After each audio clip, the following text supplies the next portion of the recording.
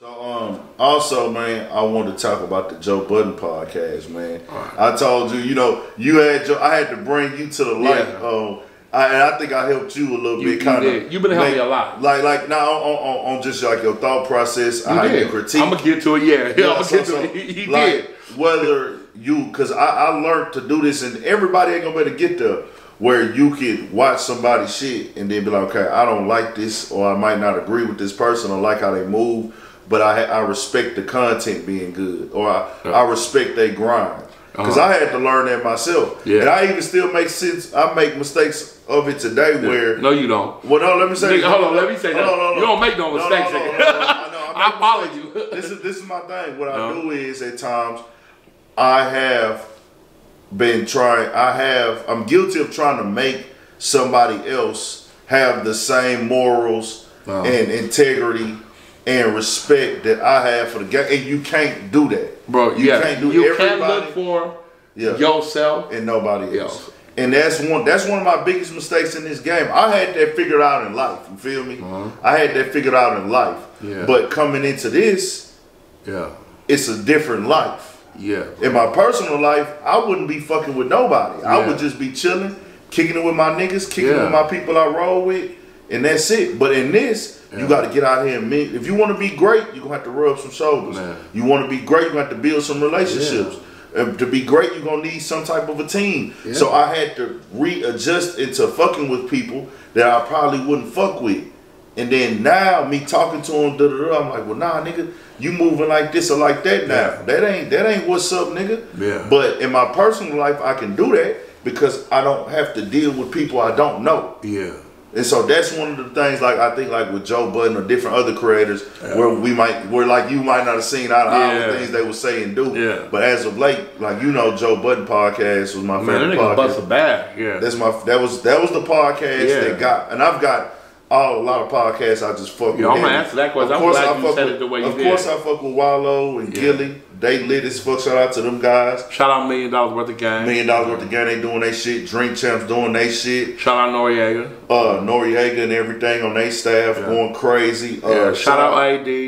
Yeah. Not Adam 22. My comment right there don't reflect on Earth politicians. Shout out AD, not Adam 22. Shout out to them. So I look at those things like, bro, these platforms is giving us the information that we love to watch. But to see Joe Budden, I don't know if you know, his podcast has had a situation. Rory Mal did not come on there. Yeah. So for 2 episodes. Yeah. So I want to talk about with you, why you feel that as brothers, right, in business, the shit that be so motherfucking priceless and working. These niggas built up this #1 podcast independently. How the fuck they let it get to the point where 2 of the originals decide to not come to work? Before I get to that, man, this nigga Big Anthony gave me some game, bro. I really don't like, bro, nigga, this doesn't not reflect on urban politicians. I used to call that nigga, I'll be like, man, fuck that nigga Black. Man, fuck that nigga Adam 22, man. Nigga, fuck that. Ooh. But he be like, bro, you get more bees with honey than salt. Like real shit. He made me wake up in the morning and study these podcasts. He made me more so look at Joe Budden, right? And what made me really fuck with Joe Budden was because Vince Staples, I'm a big fan of Vince Staples. So when he had that, shout out Vince, you know what I'm saying? Yeah, shout out Vince, you know what I'm saying? North. That nigga is good at his job, right?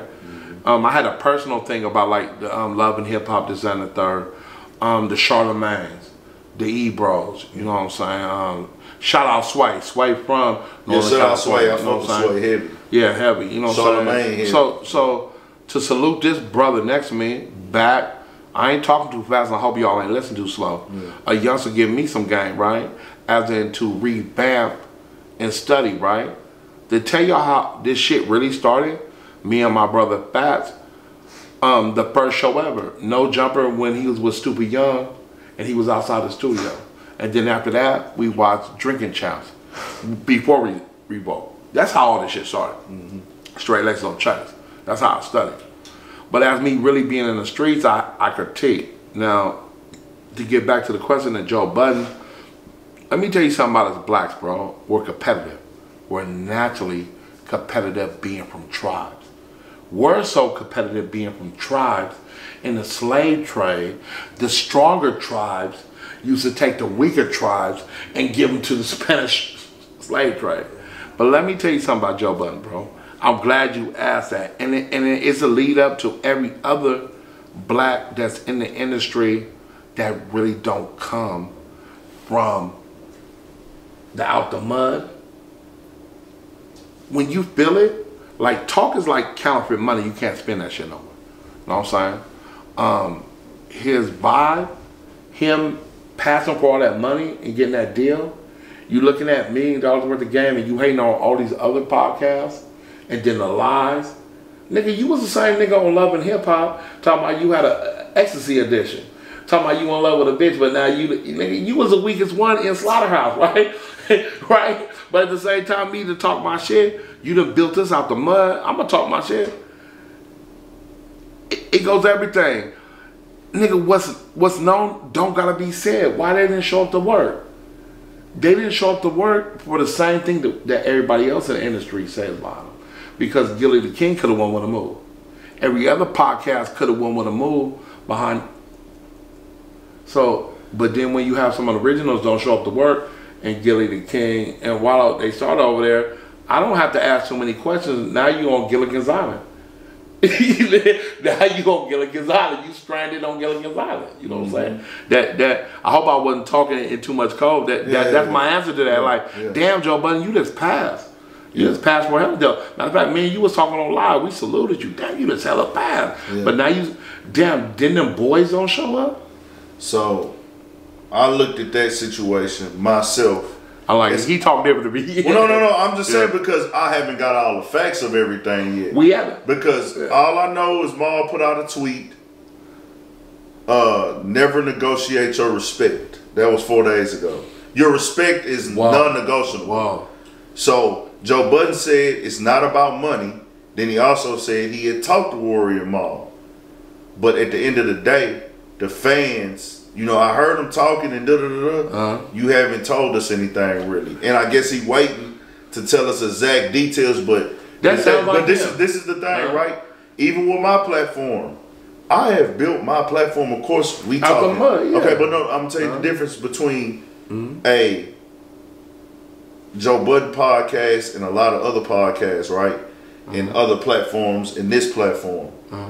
I built this platform as my people are coming with me. Okay. Where Joe Budden, his fans, they supporters are coming with them. They telling them about personal life shit, what they got going on in life. I think Joe Budden might have said that he was going to say some things on the Patreon. Because they have the Patreon. So he might get into more detail on the Patreon where you have to be a Patreon member to get that information. So, like I say, whether that is or it ain't, the reason why they now have to, you ain't got much time because the show can lose its organicness and its realness. He need them too. Because he really didn't shot himself in the foot from everyday struggle. Yeah, not to cut you off, excuse me, bro. You know, they want to hear that shit. So like, I'm trying to get to the, like, you know me, I'm a dry and uncut answer your questions, right? This ain't no different than everyday struggle. This ain't no different than Slaughterhouse. This ain't no different than his history. You know what I'm saying? This ain't no different. Let's just get down to the bullshit. This is Big Mike, straight lace, no chase, nigga, the way I drink that Hennessy in front of you. This, nigga, it's a pattern. That light-skinned nigga, he did some shit, and now the white boy's upset. I really think, man, the nigga emotional, bro. The nigga's emotional. The nigga's emotional. The nigga passed. He talked too much, and he really can't hang with the heavyweights. So you know, they didn't show up. But they still had to shoot the show. Yeah, and at the same time, what we're hearing about is the paper now. Yeah. Because before this shit, there's some major paper. Yeah. So at the end of the day, it's the paper. You know what I'm saying? So, at the end of the day, you know what I'm saying? Joe Budden is showing a pattern of nigga, he ain't it. Yeah. It looks, most definitely, it's going to be as a nigga who support the Joe Budden podcast, man, I fuck with Joe Budden. Yeah, and I fuck with Joe Budden. I do too. Way. You know, bro. Joe Budden. I said what I said. He about me too. But bro, you know what I don't like about Joe Budden? Yeah, he a young nigga hater. Yeah, we can say that. He a young nigga hater. A lot of people say another thing I just say, the Migos should have got off on that nigga because I go off on body language. They should have boom boom punch him out because they. But at the same, now he's showing a pattern, right? Yeah. So what's the difference now, Joe Budden? You're putting yourself in a situation. What's the difference between you and academic? Well, all that like I say, I want to kind of just get in the format of or get in the conversation where we can talk about Joe Budden all day, but I'm looking at this shit like, how come every time, like I said, with him and his situation going on, why in the fuck would this shit go this far and this long where niggas ain't come? So now we have to, guess what?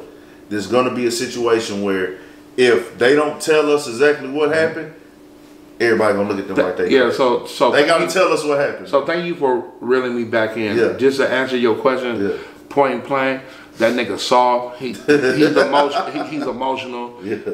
Because I'm going back from everything, bro. I'm going back to Slaughterhouse, up there acting the ass on Complex. He's soft, bro. At the same, he's emotional. I'm just gonna leave it at that. Joe Budden, you're great, bro. I didn't watch. You see, I'm not contradicting myself. I didn't watch the interview. Boy, that nigga's a great interviewer, bro. I articulate everything, bro. But if you show that pattern, he's soft. He's emotional, bro. And not only is he emotional, he's super emotional now. He's hyper emotional now because of the money involved. Yeah. Thank you for reeling me back in. Yeah, that nigga's emotional, bro. Hey, man, real light skinned nigga, bro. I just hate to see that shit happen for the brothers.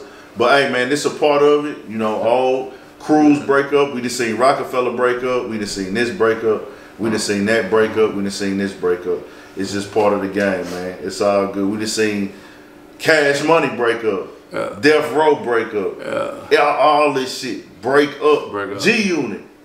That's the real point I'll be having this conversation. Like, nigga, everything. Nigga said G-Unit. No, I'm saying everything that be great. I'm not comparing Joe Budden. No. Bro, that's me clowning out. Yeah. Now I'm just saying, like, every time we start seeing brothers win together, it never fucking lasts. But man, hey, let's go to another check in and wrap up. Let's go to a wrap up. We good, man. Y'all make sure y'all tap in. Straight lace, no chase. Man, this gotta be like, man, this thing is very professional, right? Me, I'm very raw and uncut, man. But this, hey, still sharp and still, man. Man, urban politicians, man, straight lace, no chase. Straight lace, no chase. He got the merch, STR8, the number 8. The figure 8, the number 8. Straight lace, no chase on Instagram, YouTube, everything like that. Y'all tap in, man. Cali, we rock it all the way to H-Town. We out here, man. Man, that nigga out here, man, roll running. He really outside with it, man.